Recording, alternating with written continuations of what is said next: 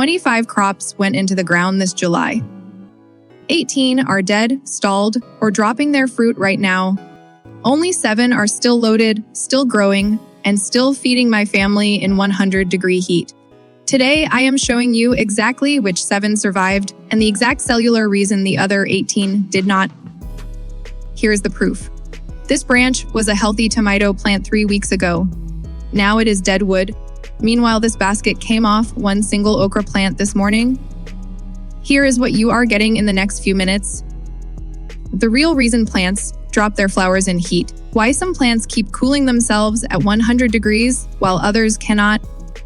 The soil trick that can drop root zone temperature by almost 50 degrees.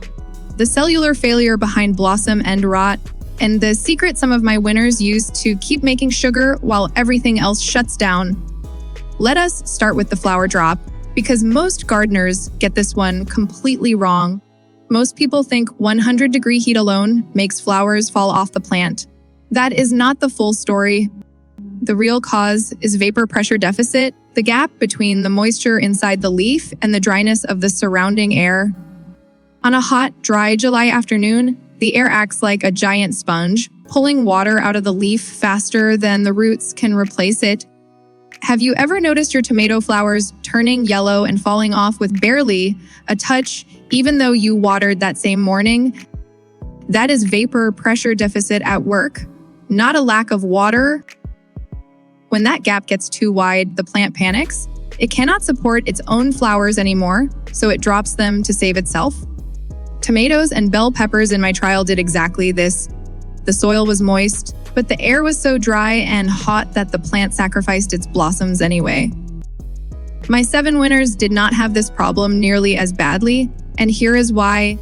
Okra in particular has a deep taproot system that keeps pulling moisture from far below the surface, long after the top 6 inches of soil have gone bone dry. That steady internal supply does not erase the vapor pressure gap, but it narrows it enough that the plant rarely panics the way a shallow-rooted tomato does. It comes down to how a plant cools itself. A plant cools down the same way a swamp cooler does. Tiny pores on its leaves called stomats open to release water vapor, a process called transpiration that can drop leaf temperature by up to 10 degrees. But this only works if the plant can move water fast enough through its stem to keep up with what it is losing. Okra, sweet potato, and Armenian cucumber all have wide, efficient internal water pathways, along with thicker or waxier leaf surfaces. That combination lets them keep transpiring safely even at 100 degrees, while summer squash and green beans had to slam their pores shut just to avoid drying out completely. Once those pores shut, photosynthesis stops, and the leaf is basically cooking in place. Sweet potato adds another layer of protection on top of this.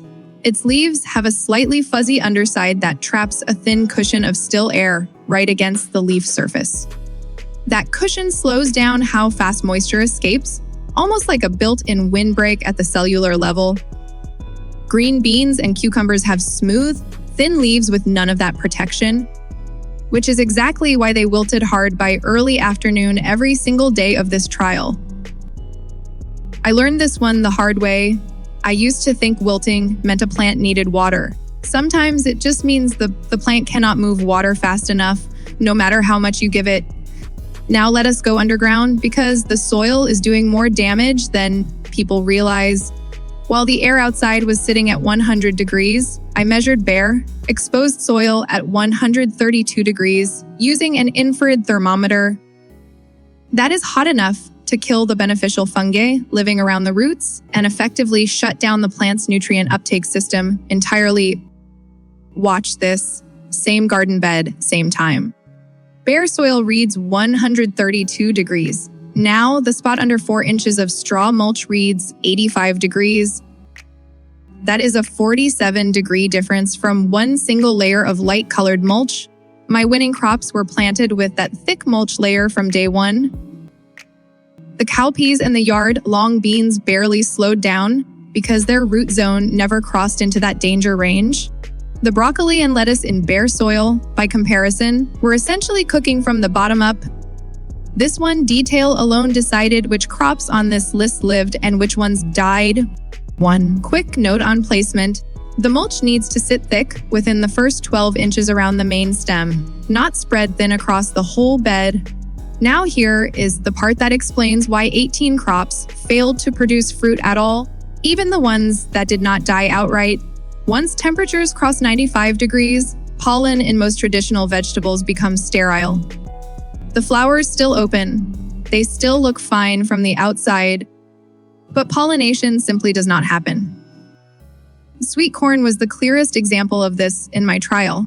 The tassels looked healthy, but the husks filled out almost completely empty because the pollen itself had already failed.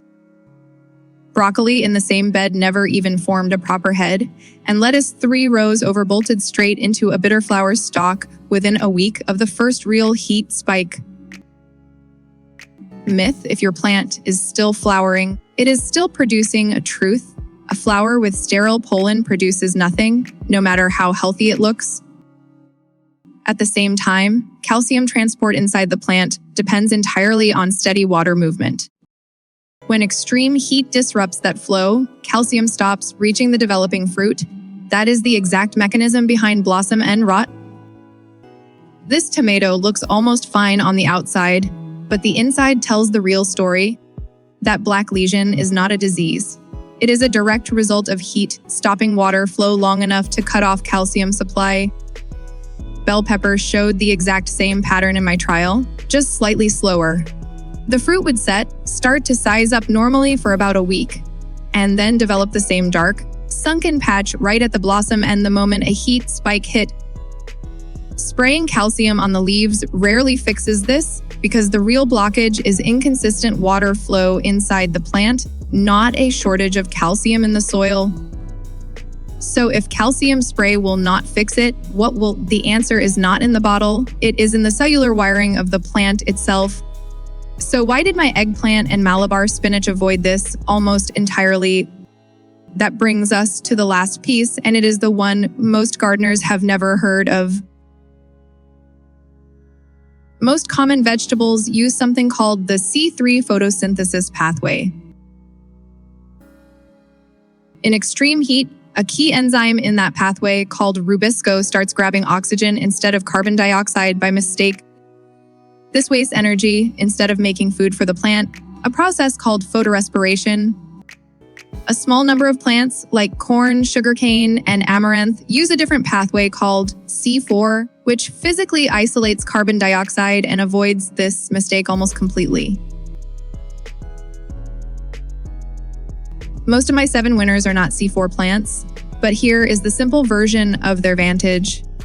They keep photosynthesis running well past the point where tomato and green bean shut down, somewhere around 95 degrees. Because their version of rubisco resists this oxygen mistake for longer. Look at this row right now, fully active, still building new growth, while 3 feet away the broccoli has completely stalled. Surviving the heat is only half the reason these 7 outproduced everything else. Okra keeps setting new pods continuously instead of all at once. So you are harvesting every couple of days instead of waiting for one big flush. Cowpeas behave the same way under stress. Sweet potato gives you 2 harvests in one plant, leaves all summer and tubers at the end, which is exactly why a basket from these crops outweighs a basket from a stalled tomato plant. Here is your simple takeaway. If you are gardening in a hot climate, mulch your soil heavily before the heat arrives. Choose crops with proven heat-tolerant leaf structure like okra, sweet potato, and cowpeas. And stop blaming yourself when a tomato drops its flowers in late July.